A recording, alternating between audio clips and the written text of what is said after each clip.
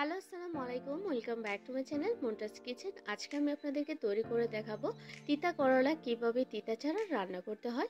আর এই করলার রেসিপি সাদা ভাতের সাথে কিন্তু খেতে অসম্ভব জমে যাবে। তো চলুন দেখা যাক। এখানে আমি করলা নিয়েছি 200 গ্রাম।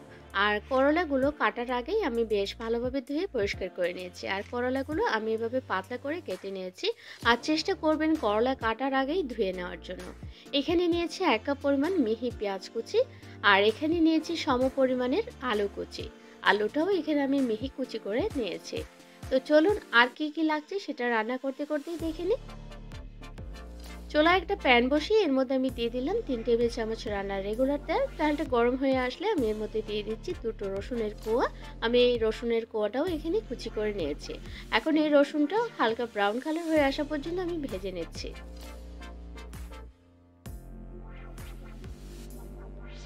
রসুনটা ভাজা হয়ে আসলে আমি এর মধ্যে দিয়ে দিচ্ছি পেঁয়াজ কুচি আর দিয়ে দিচ্ছি আলু কুচি।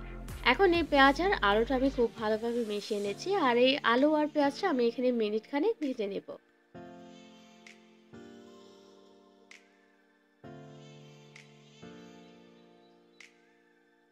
তো আলু আর পেঁয়াজটা আমি এখানে ভেজে নিয়েছি। আপনারা দেখতে পাচ্ছেন আলু আর পেঁয়াজটা ভেজে নেওয়ার পর আলু আর পেঁয়াজের কালারটা কিন্তু চেঞ্জ হয়ে গিয়েছে।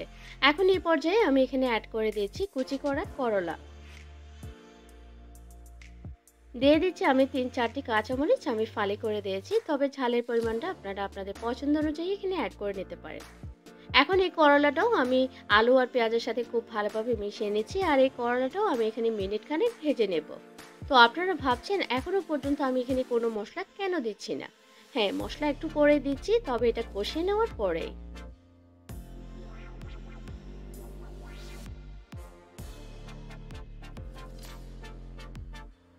তো করলাটাও এখানে আমি মিনিট খানেক ভেজে নিয়েছি। এখন এর মধ্যে আমি কিছু মশলা অ্যাড করব। দিয়ে দিচ্ছি প্রথমে স্বাদ মতো কিছুটা লবণ। আর দিয়ে দিচ্ছি আধা চামচ পরিমাণ হলুদের গুঁড়া। আর এই করলাতে আমি শুধুমাত্র হলুদের গুঁড়াই দিচ্ছি, আর কোনো ধরনের মশলা আমি এই করলাতে ইউজ করব না। এখন হলুদের গুঁড়াটা আমি করলার সাথে খুব ভালোভাবে মিশিয়ে নিচ্ছি আর কষিয়ে নিচ্ছি।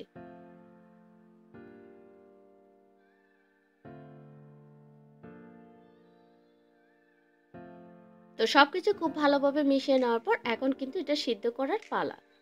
তো সবকিছু মিশিয়ে নেওয়ার পর এখন এটা আমি ঢাকনা দিয়ে ঢেকে একদম লো আঁচে সিদ্ধ করে নেব ঠিক 5 থেকে 6 মিনিট। এরই মধ্যে করলাটা কিন্তু পুরোপুরি সিদ্ধ হয়ে যাবে। তো আমরা ফিরে আসছি 5 থেকে 6 মিনিট পর। প্রায় 5 থেকে 6 মিনিট পর দেখে নিচ্ছি করলা সিদ্ধ হয়েছে কিনা। তো আপনারা দেখতে পাচ্ছেন এখানে করলা আর আলুর কালার কিন্তু পুরোপুরি চেঞ্জ হয়ে গিয়েছে। অর্থাৎ এখানে আলু আর করলা পুরোপুরি সিদ্ধ হয়ে গিয়েছে। তো আপনারা দেখতে পাচ্ছেন এখানে আলু কিন্তু একদম ভাঙেনি, আর করলাটাও কিন্তু বেশ ঝরঝরে অবস্থায় আছে। তো আমার করলা কিন্তু হয়ে গিয়েছে। আর এভাবে যদি আপনারা করলা রান্না করেন তাহলে এটা কোনো রকম তিতা হবে না। আপনার বাসায় কিন্তু ট্রাই করে দেখতে পারেন। এখন আমি উপর থেকে ধনেপাতা কুচি দিয়ে এটা গরম ভাতের সাথে সার্ভ করে নিচ্ছি।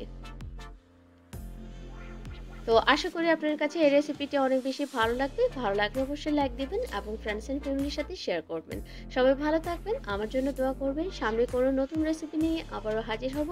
টিল দেন ভালো থাকবেন, সুস্থ থাকবেন। আল্লাহ হাফেজ।